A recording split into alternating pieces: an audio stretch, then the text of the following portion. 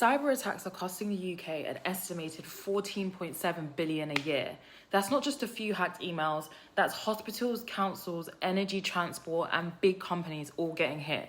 So the government's response, a new Cybersecurity and Resilience Bill, basically a legal upgrade to force critical organisations to take cybersecurity seriously. So at a high level, the bill is about three different things. The first one is protecting critical services. It tightens cyber rules for the systems the country relies on. Think NHS and healthcare, energy, water, transport, data centres and key IT providers. If you run or supply critical national infrastructure, you are now firmly on the legal hook for proper cybersecurity. Second is mandatory reporting of major attacks. Big incidents can't just be brushed under the carpet. Organisations covered by the bill will have a legal duty to report serious cyber attacks quickly, usually within hours, not weeks, and then follow up with a full report. The idea is to help regulators and National Cybersecurity Centre spot patterns and respond faster. Thirdly, we've got the real financial consequences. So regulators will get stronger powers to fine organisations that ignore these duties. We're talking multi-million pound fines linked to turnover, failing to meet cyber standards or failing to report. In other words, this is now a board level risk, not just an IT problem. So I guess the question is, why now?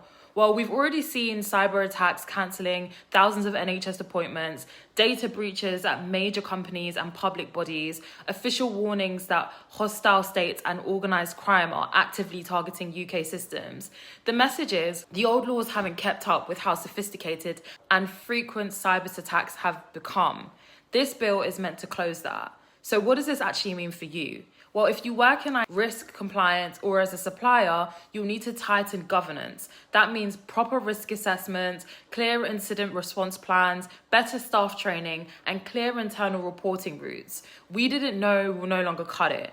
If you work in health, councils, utilities, transport, or education, expect more enforced password policies, device rules, and phishing training. It might be annoying, but it's being driven by legal obligation now, not just good practice. So for the public, you don't suddenly get a personal right to sue every time there's a hack. But you should see more resilience, more transparency when major incidents happen, and more pressure on leadership to treat cybersecurity as essential, not just optional. What's the bottom line here? The bottom line is that the bill is saying this. If you run essential services, it's your legal job to protect them from cyber attacks. If you want more plain English breakdowns of UK laws that actually affect your life, follow Your Rights Matter on here and across all social media platforms. I'll see you on the next one.